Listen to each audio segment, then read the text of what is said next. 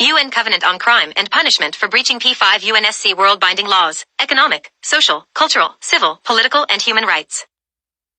The United Nations Permanent Five Allies from World War II delivered the 1945 UN Charter, 1948 UN Convention on the Crime and Punishment of Genocide, 1948 Declaration of Human Rights, 1960 Declaration on the Granting of Independence to Colonial Countries, and 1966 International Covenant on Economic, Social and Cultural Rights.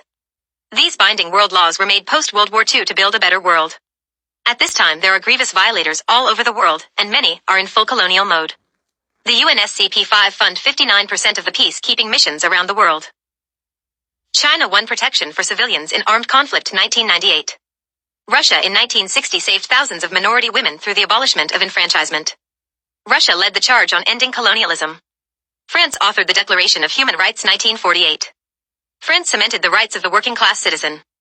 USA cemented the people, liberty, universal suffrage, and with UK rolled out the Quakers.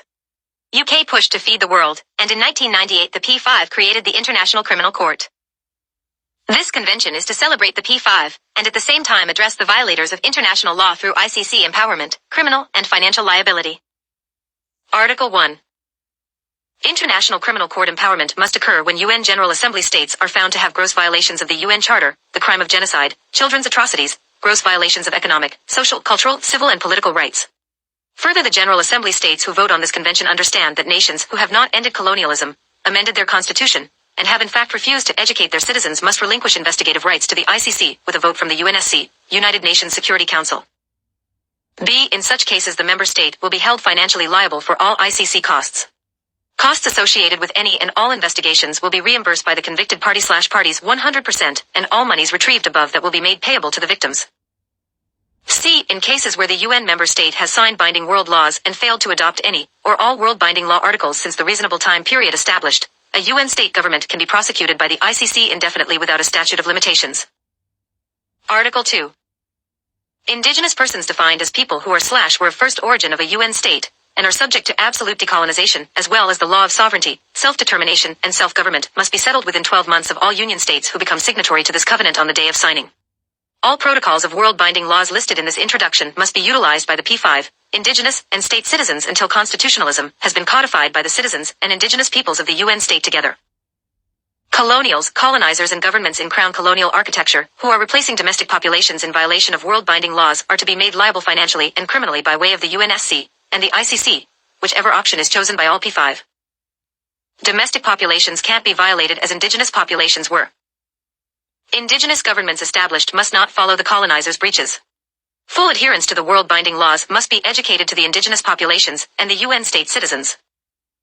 At no time can the UN state or its territories be torn apart or state sovereignty be usurped.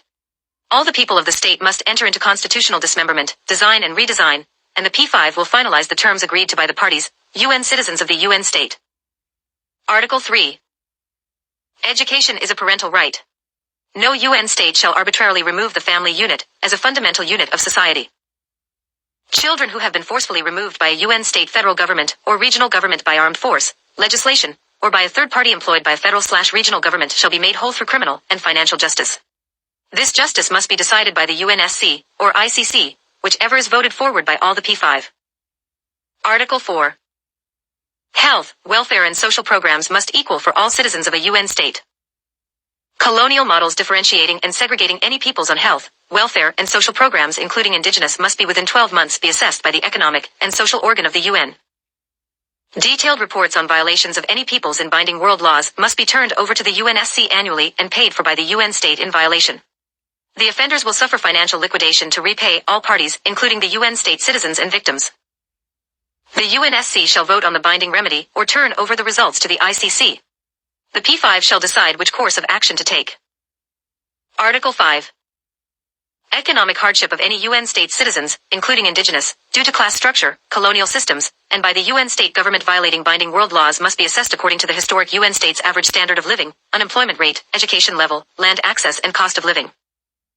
Access to food, water, resources, land fertility and development will also be measured.